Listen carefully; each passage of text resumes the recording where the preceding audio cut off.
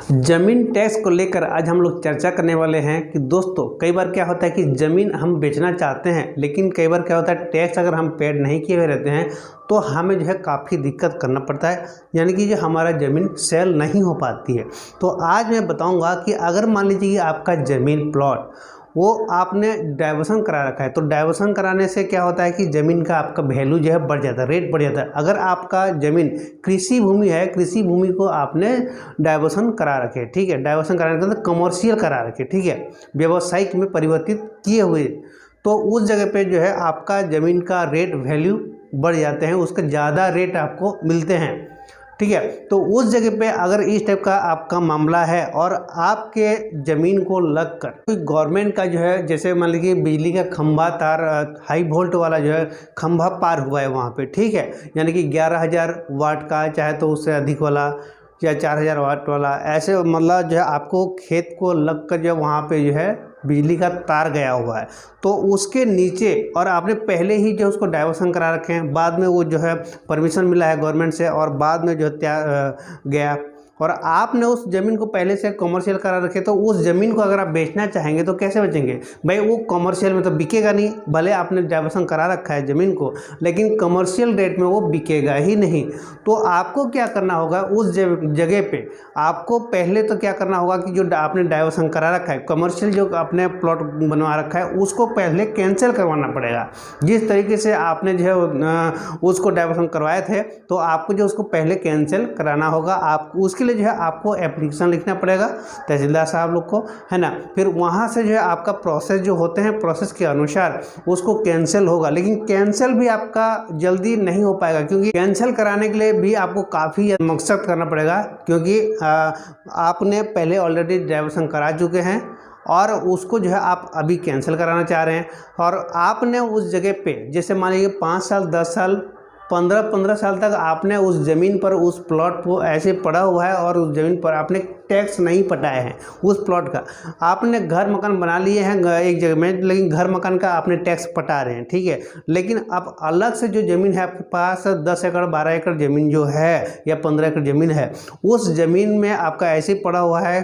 Plot खाली पड़ा हुआ है, 10-15 साल हो चुका है और आपने उसमें 10-15 साल से वो टैक्स ही नहीं पटाया उसका। तो ऐसे मामले में क्या होगा कि पहले तो आपने जब एप्लीकेशन देंगे तो उसको कैंसिल कराने के लिए पहले क्या करना पड़ेगा, आपको टैक्स पटाना पड़ेगा, ठीक है। टैक्स आप पटाएंगे, यानी कि जो भी उसका प्रॉपर्टी टैक्स है जितना बनता है उसका उतने साल का जो है आपको पटाना पड़ेगा,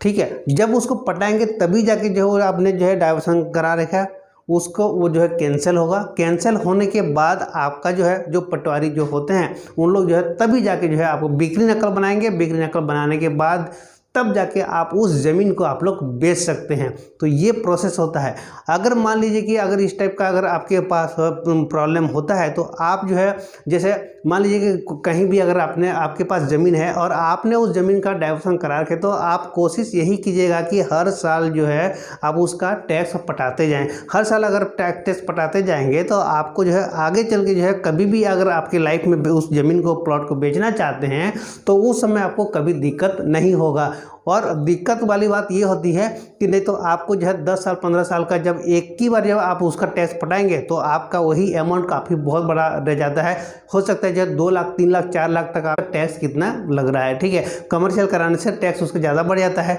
कृषि भूमि में कम टैक्स लगता है और कमर्शियल भूमि में आपका ज़्यादा टैक्स लगता है। डाइवर्सन में भी आपका जो 2 प्रकार होते हैं, आवासीय डाइवर्सन होता है एक व्यावसायिक डाइवर्सन। आवासीय डाइवर्सन में थोड़ा सा कम रहता है और व्यावसायिक डाइवर्सन में और उससे भी और ज़्यादा उसका रेट होता है। और उसका हर साल जो है भू भाटाव, जहाँ पे अगर आपका लाइन का तार गया हुआ होगा, हाई वोल्ट वाला लाइन का तार गया होगा, उसके नीचे अगर खेती करेंगे तो आपका फसल वहाँ पे नहीं होता है। उस वजह से जो है क्या होता है कि गवर्नमेंट क्या करता है, मुआवजा आपको गवर्नमेंट देता है। बाकी ज़मीन और भी इधर उधर से और ज़मीन रहता है उसका आपको नहीं मिलता है। और बाकी उस ज़मीन को भी आप लोग बेचना चाहते हैं, मान लीजिए, तो अगर कोई अगर खरीद रहा है तो जब बेचना चाहते हैं तो उस जगह पे आपको क्या करना होगा कि जो मैं आपको प्रोसेस बताया हूँ, अगर डाइवर्सन करा रखे हैं ऑलरेडी तो उसको जो है आपको पहले कैंसिल कराना पड़ेगा। कैंसिल कराने के बाद ही जो है उस ज़मीन को आप लोग बेच सकते हैं।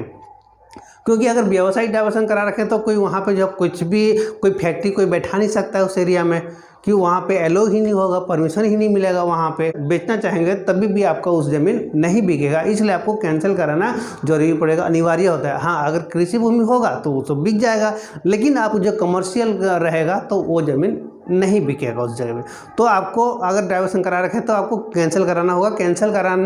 कराएंगे तब उस समय आपको पहले यही मांगेंगे आपको कि भाई आपने उस ज़मीन का जो है टैक्स कितना साल तक पटाया आपने और कितना साल तक नहीं पटाया, और अगर जितने साल तक आपने नहीं पटाया उसको आपको पटाना पड़ेगा। उसको जब आप पटाएंगे, पटाने के बाद ही जो है आप उस ज़मीन को बेच सकते हैं। उसके बाद जो है बिक्री की नकल बनेगा, जो भी बनेगा, ठीक है, उसके बाद ही आप उसको सेल कर सकते हैं। क्योंकि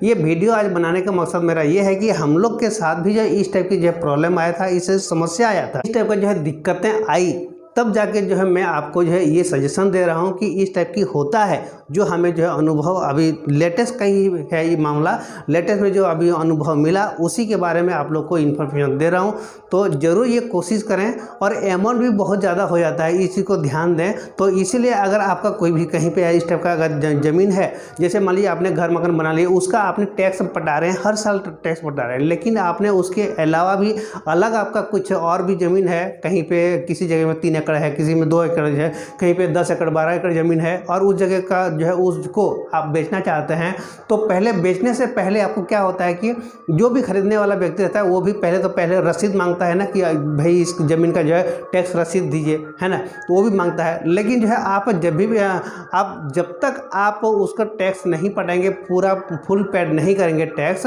तब तक टैक्स ख़त्म नहीं करेंगे, तब तक आप उसमें बिक्री नकल भी बनेगा नहीं, ना उसको आप बेच भी नहीं पाएंगे, उस